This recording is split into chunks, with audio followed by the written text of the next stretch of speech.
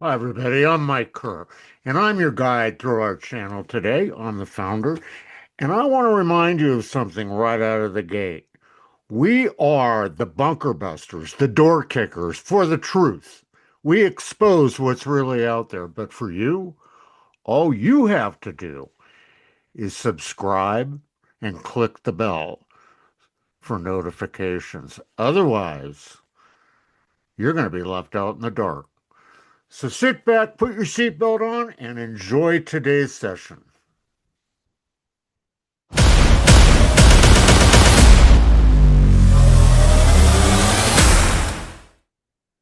Hi, everybody, and welcome to another episode of On the Wall. And why are we on the wall, you guys? Because the last watch is here, and you want to be aware of what's going on. Today, I'm so excited because one of my missions when I started all this 10 years ago was to try and attract some of the younger guys in and get them active and going with all this. And I, by the grace of God, met this incredible guy in a very odd way in Louisville, Kentucky. We did a conference there at David Heavener's church, if I remember correctly. Yeah, David Heavener's church. And at the time I smoked and I was outside, I was beat, man. I was just like I could barely walk. And I'm sitting out there smoking a cigarette. And this guy comes up to me and we start talking. And he says, "Yeah, I'm starting this like little, podcast. And I really, I'm trying to find people." I said, "Bro, you go inside, you're gonna meet, I'll introduce you to all kinds of people." Well, he has blown up, man. His podcast is one that you want to be a part of. You want to listen to it. It's intense and it's fresh, you know. It's not some old guy with a beard and gray hair like me talking. It's a young dude like this talking. I want you to welcome Justin Doc Brown to the show tonight. Thank you, Justin, for joining us. Hey, Mike, I really, really appreciate you having me, brother. And I've told some of the guys that I do the dig with, I was like, man, Mike, that's going to be me in about 30 years. The machine gun preacher, man. Well, it was amazing if you think about it, how we met. It really was. It was a chance meeting. It was God working with us. Explain to us like how you got started and what like people ask me the same thing. They ask me, "What did you just like wake up one morning and this is what you wanted to do?" And I'm like, "Well, sort of." What was it like for you? Well, me, it was, I mean, I've been a Christian most of my life, but I was that, good old Southern Baptist boy. And I just never really kind of looked into the scriptures myself. I just, listened to my preacher and what my parents had to tell me. And it was probably around 2012 I discovered some of these fascinating people on YouTube like Steve Quayle, Derek Gilbert, Timothy Alberino, and Trey Smith. And they're talking about fallen angels and giants and uh, supernatural warfare and just all this kind of like fantasy sci-fi stuff that in my mind at the time. And I'm like, man, that stuff ain't in the Bible. So I started going through like a good Berean. I was like, I'm just going to prove these guys wrong. They're full of it. And I'm like, holy cow, it's right there, man. And uh, thanks to following people like Derek and introducing me to Logos Bible software, a good old boy like me can get on there and look at the Greek and the Hebrew and search up these words. And I just, it sparked a thirst for knowledge and relearning this Bible that I thought I knew. And it was probably around 2021, I just started doing little videos on Facebook, just talking about some of these misunderstood things and overlooked things of the Bible. And I started a small group I invited like 10, 15 guys from my friend circle, from my church. We only had three guys show up, but we covered the three rebellions in Mike Heiser's book. And that's where Steve and Ben come in, and the Dig Bible podcast was born. After three meetings, Steve was like, "Man, this is profound. We need to be recording this stuff." And as they say, the rest is history. Yeah, well, I am so excited to see it grow for you. And of course, you know about the 300 that's referred to in Gideon, and it's amazing to see guys like you who truly are part of that 300, who are talking and preaching about the stuff that you don't hear in church. I mean, L.A. Marzulli, you know, Derek, he does it. A lot of these guys do it. And you're right. It was like the hidden secrets coming out when I first started listening to it. I was just like you. I'm like, who are these nutcases, man? Yep. Giant crap and all that stuff and Bigfoot and all that. But it just, you go back and you look at the Bible and it's, whoa, it's right there. No one was preaching that. No, Hmm. you know, and so it's really exciting to see it grow. I mean, you have like a day job. How do you keep up with the pace, man? You're popping off all the time. Yeah, honestly, we done the dig for a while, and of course, life gets in the way, kids, sports, and things like that. And we was just looking into the Bible, but I was always a big history buff, and I like looking at ancient lost civilizations and cryptids and conspiracy theory and all that stuff. And I'm like, man, all that stuff filters through the Bible if you just put a biblical lens on it. And then I got to thinking, I was like, and also people that are into conspiracy theories and things like that, they're already searching. They're wanting to know, they're searching. So that's probably the most fertile ground that you could have to throw some seeds. So I was like, so if I can have this other show, and I started this other show about a year and a half ago called the Prometheus Lens podcast. And I talk about conspiracy theories. I talk about ancient lost civilizations and all those fringy fun topics, but I filter it through a biblical lens. And I've had a lot of people that weren't believers, but they come and listen to the show because they like the subject I talked about, and it's so rewarding to get those emails and those messages and be like, man, my faith was dead and you brought it back, man. I'm reading my Bible. I'm excited to open this thing up again. And to me, that that's what it's all about, man. But I've done it all by myself for a long time. But recently, about I don't know, it was 6 or 7 months ago, started getting like ad payouts and stuff like that from the show, and I just took that money and I paid a guy to edit for me. So now I got somebody editing for me. So that's the only reason I can keep up and put out the content that I do. Yeah, yeah. I mean, people don't realize, it takes a lot of work to do these things, and Yes. especially if that's not what you do.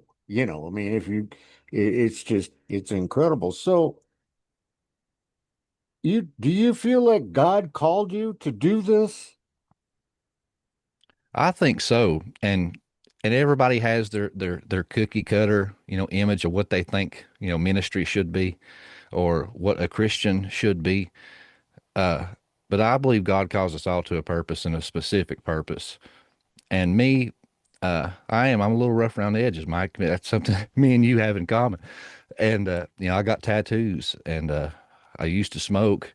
I recently quit, but, had a past with drug abuse and, uh, you know, I'm not your squeaky clean picture perfect Christian idea when people look at me. And so when I talk about the things I talk about, uh, that kind of blows people's mind, and some people get upset, and because I'm not that image. But I think God put me in this place, like Esther, is such a time as this. When people see me, my generation and my group, I'm more relatable to them. They're going to listen to me, and because I do have tattoos and I have a beard, and all the things that attract a certain generation to a certain crowd. And I think that I was put here to try to sound the horn, man, and call in his flock and try to save as many as possible at the last minute. Well, man, I want to tell you something.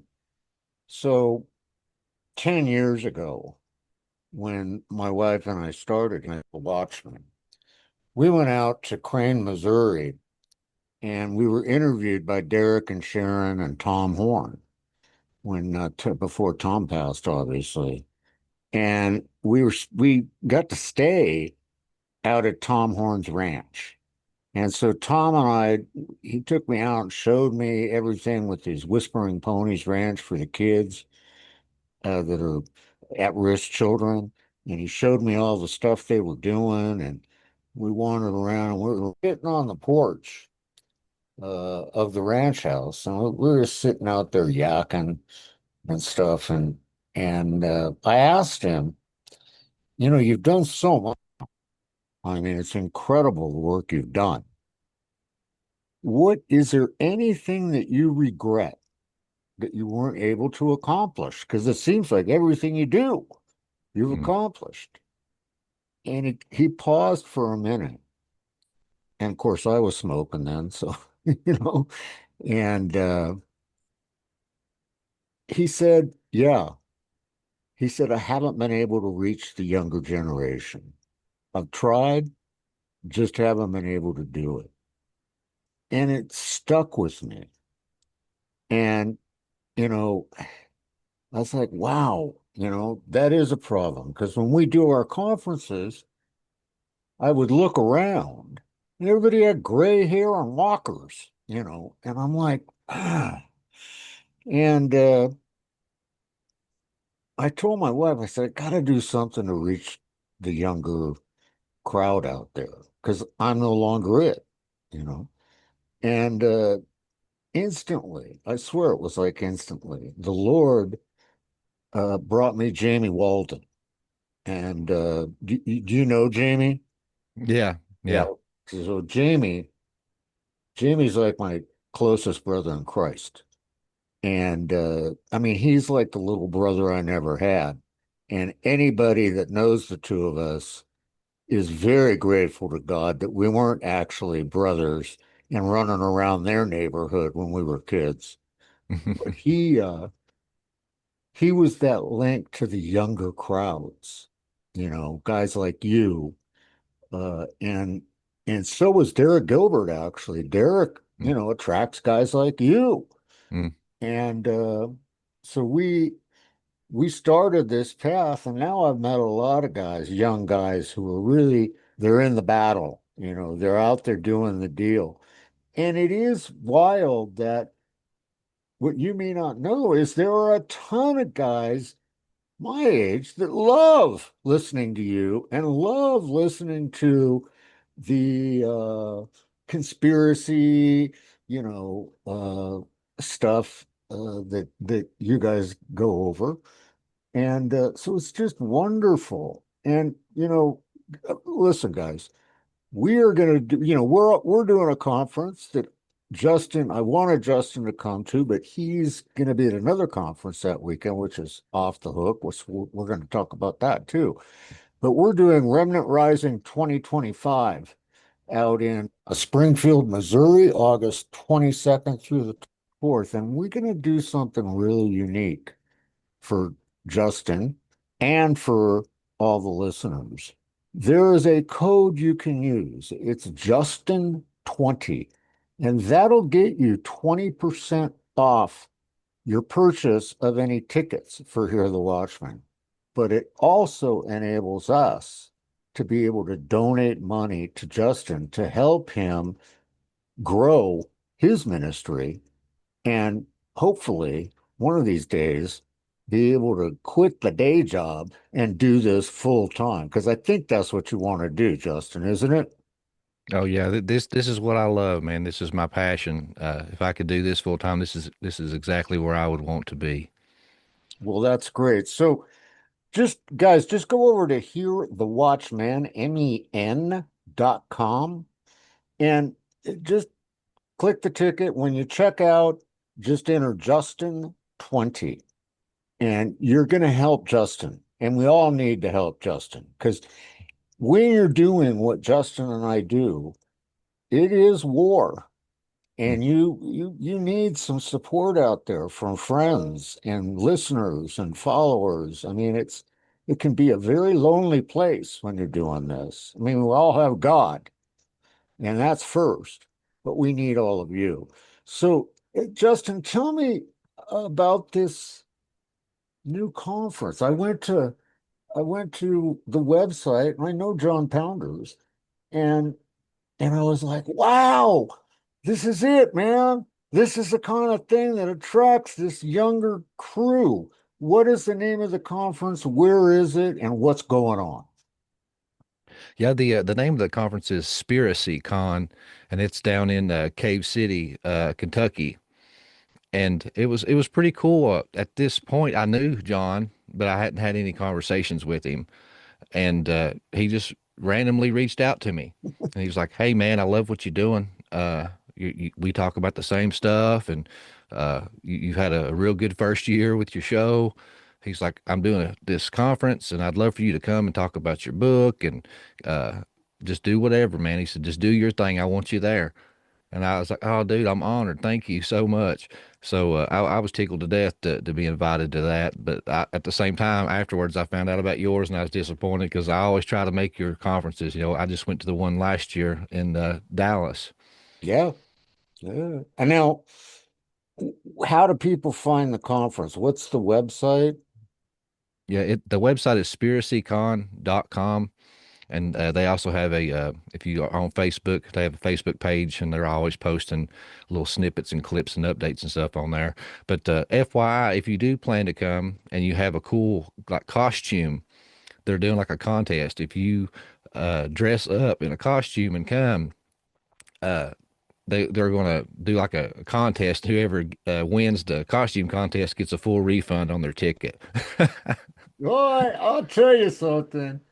If I wasn't going to be in Springfield, Missouri, I'd want to be out there just for that, just to see what people dress up like. I have a You Doc Brown costume, full disclosure.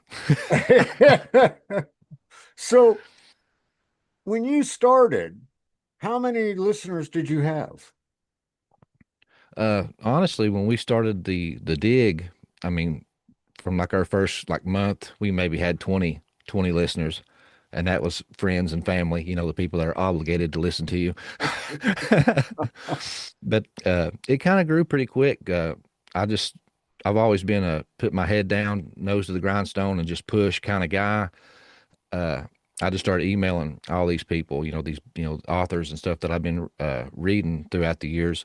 But fortunately for me, I had been reading Derek's stuff since around 2013 or 14. And Derek, if anybody doesn't know Derek personally, Derek is an amazing person. He's a walking dictionary, the most loving, friendly guy you ever meet. And if you take the time to message him, he will message you back.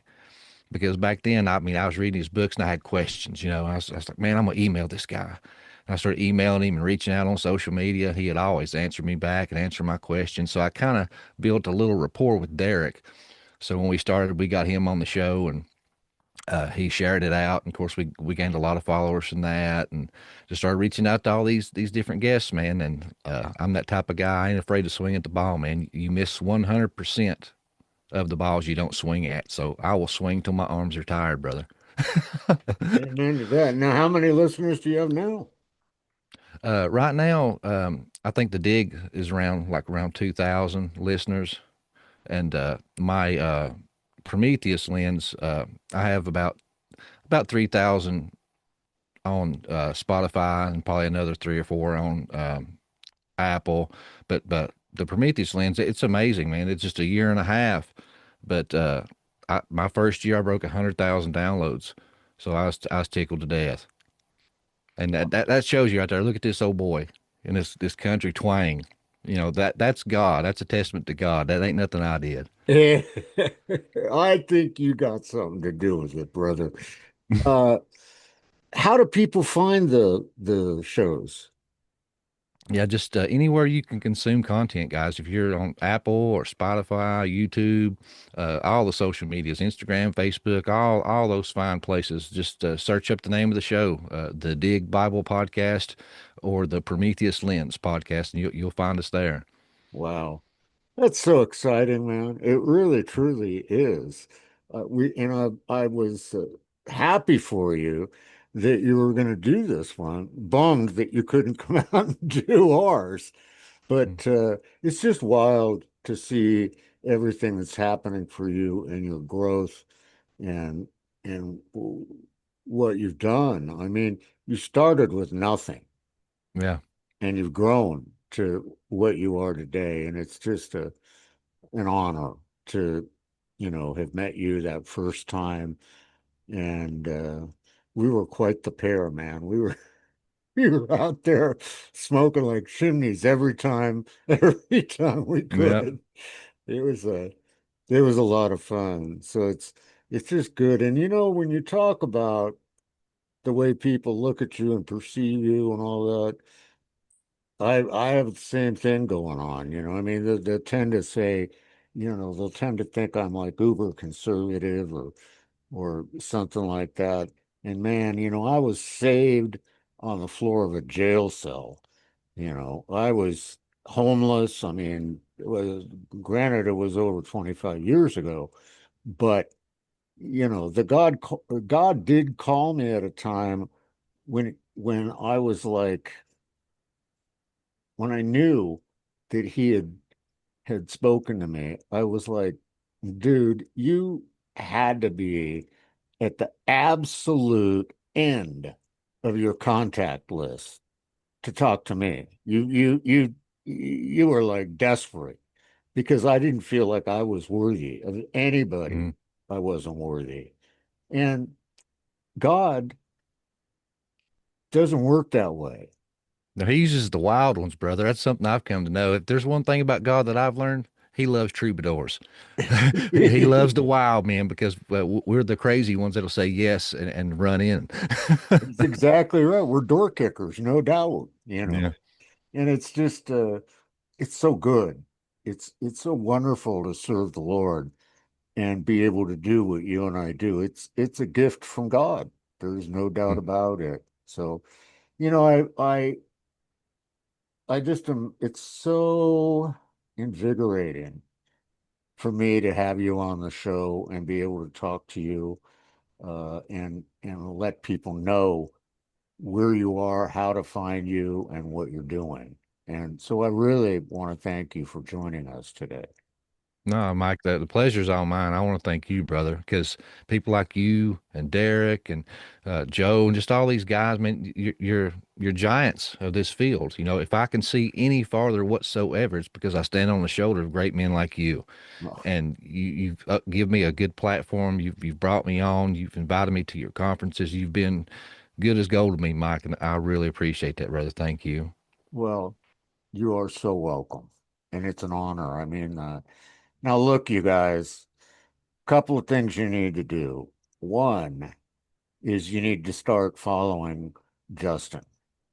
Two, you need to subscribe to this channel and click the little bell so you get notifications because we have stuff dropping all the way through uh, mid-August right now, and we have on there tons of material, over 1,000 videos that you can watch from speakers, their whole sessions, like Russ Dizdar, Jamie Walden, Derek Gilbert, L.A. Marzulli, and there's one even of one of the greats of all time, which is Henry Groover. That you can actually go to and watch him when he spoke at one of our conferences in Dallas before he passed away. And it's all free. You just go there and look at it.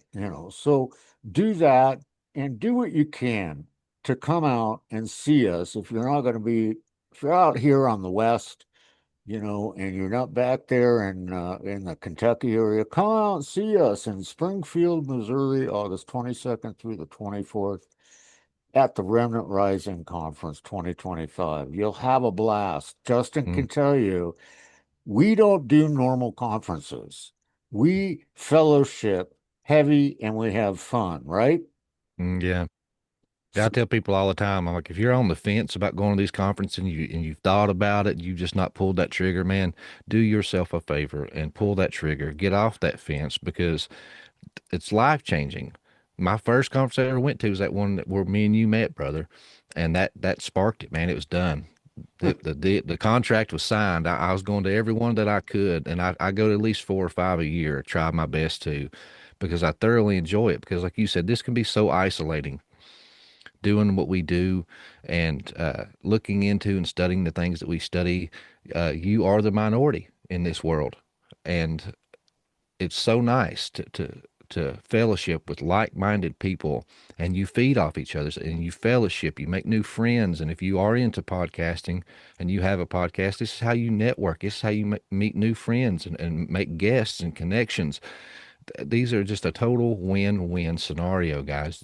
Do yourself a favor, and if you are in that area and you got the free time, go check these guys out. They do an amazing job. well, thank you. And it really is, Justin. To go back to the 300, if you read the Bible and you study what that meant, it means that those 300, their reward that they got for everything they went through, everything they were on the wall, they were there, they were the guys. What they got as a reward is they got to sit back and watch God work. They didn't hear him work, they watched him work. So when you come to one of these conferences, it's important because then you get to actually witness God working, not just see him working. Mm. So I hope to see you there. I hope you meet Justin out at the conference that they're doing. And God bless Justin. God bless you for what you're doing, brother. No, thank you, brother. And like I said, you guys laid the ground. You just went through the untamed forest and chopped down and made paths for people like me. So thank you, brother. You are a reward in heaven, bro. So listen, guys, that's going to wrap it up for today's edition. You know, be a part of what's happening in the world today. Just be a part of it. The clock is ticking, man. The time is now. So we'll see you Yeah. next time on the next episode of On the Wall. Hey, Mike, could I Yeah. plug my book?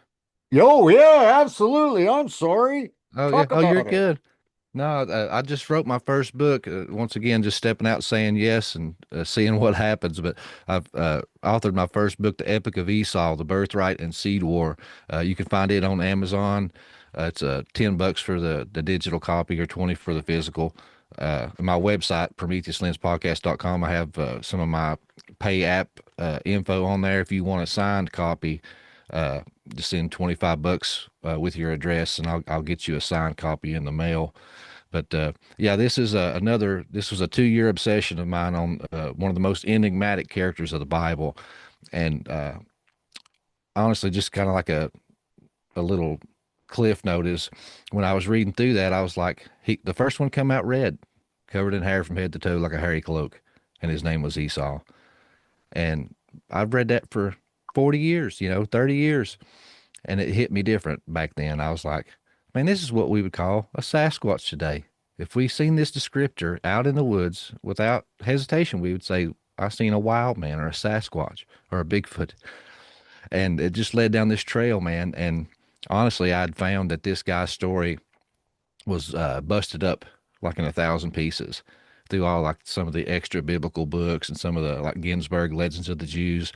And honestly, I just went through and just started gathering the puzzle pieces and putting them together. And if it correlated and lined up parallel and fit with the biblical narrative, I kept it. And the stuff that didn't, I just threw away. But it weaves a pretty good story, man. You got this hairy wild man battling King Nimrod for the supernatural garments from the Garden of God.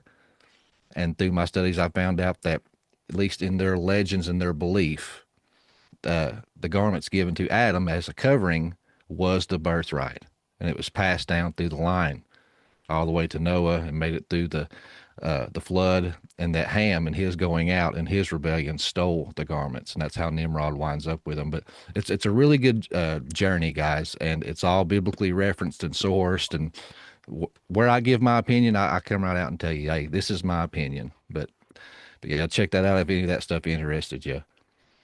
Wow. Look at guys. Buy that book. Steal that book. Just get that book. You know, uh, make it a point. Just make it a point to do it. So anyway, thanks so much for joining us. God bless each and every one of you, and we'll see you the next time here on On the Wall.